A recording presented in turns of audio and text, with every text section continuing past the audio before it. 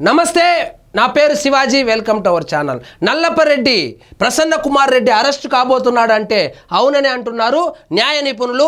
ఏమిటంటే ఆయన మీద పెట్టినటువంటి సెక్షన్లు ఏంటంటే భారతీయ న్యాయ సంహిత కింద 74, 75, 79 సెక్షన్లతో పాటు సెక్షన్ 296 వర్తించేలాగా కేసు అయితే నమోదైంది.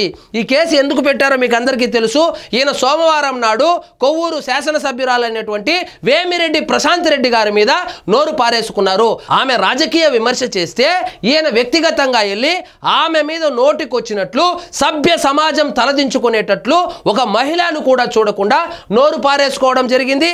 అదేవిధంగా దానికి కౌంటర్గా తెలుగుదేశం కార్యకర్తలే దాడి చేశారా, లేకపోతే ఈయన ఇంటిపైన దాడి చేసుకుని వాళ్ళ మీద కేసు పెట్టాలనేటువంటి ఉద్దేశంతో లేదా సింపతి డ్రామాలు ఆడాడో తెలియదు, కానీ వీళ్ళ ఇల్లు అయితే ధ్వంసం అవడం జరిగింది. సో జగన్మోహన్ రెడ్డి గారు ఇల్లు ధ్వంసమైందని చెప్పి ఒక ట్వీట్ వేశాడు, కానీ ఈయనకు మద్దతుగా నిలిచాడు. కానీ ఒక మహిళను సభ్య సమాజం తలదించుకునేలాగా మాట్లాడినటువంటి ఒక వ్యక్తిని సమర్థిస్తూ ఆయన ట్వీట్ వేశాడంటే జగన్మోహన్ రెడ్డి గారికి మహిళల పట్ల ఉన్నటువంటి చిత్తశుద్ధి ఎంత అనేది తెలుస్తూ ఉంది. సో ఈ విషయాన్ని ఆంధ్రప్రదేశ్లో ఉన్నటువంటి మహిళా లోకం మొత్తం గమనిస్తూ ఉంది. సో వాళ్ళకు ఎప్పుడు మీకు సమాధానం చెప్పాలో అప్పుడు చెబుతారు.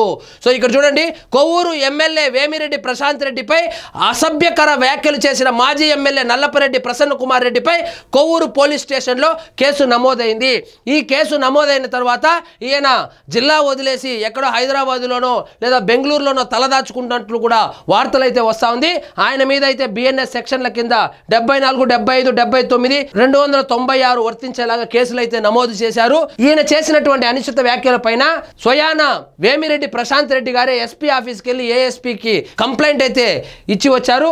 అదేవిధంగా ఈయన చేసినటువంటి వ్యాఖ్యలు ఏవైతే ఉన్నాయో మరుసటి రోజు మళ్ళీ ప్రెస్ మీట్ పెట్టి నేను చేసినటువంటి వ్యాఖ్యలు కరెక్టే, నేను వెనక్కి తగ్గను, నేను చెప్పింది నిజమే అని చెప్పి మళ్ళీ ఆ వ్యాఖ్యలను సమర్థించే లాగా కూడా మాట్లాడడం జరిగింది.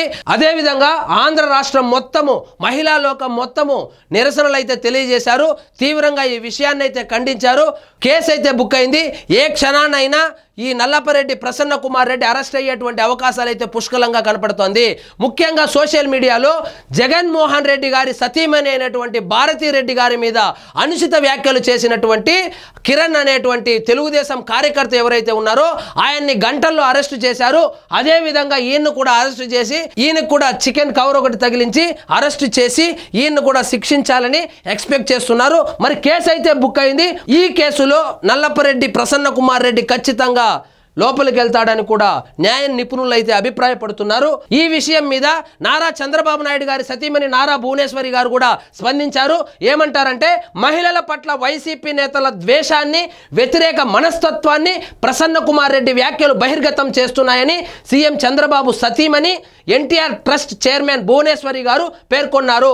వైసీపీ నేతల తీరు సిగ్గుచేటని, సమాజంలో ఇలాంటి వ్యాఖ్యలకు స్థానం లేదని ఆమె ట్వీట్ వేశారు.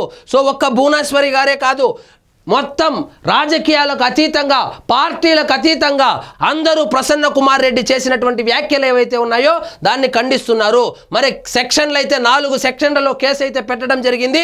సో ఈయనైతే అప్స్కాండ్లో ఉన్నట్లు తెలుస్తుంది. మరి ఎప్పుడు అరెస్ట్ అవుతాడో చూద్దాం. మరి సో ఇదండి ఈరోజు మన టాపిక్. మీకు ఈ వీడియో నచ్చినట్లయితే లైక్ చేయండి, షేర్ చేయండి, ఛానల్ మాత్రం సబ్స్క్రైబ్ చేసుకోవడం మర్చిపోవద్దు.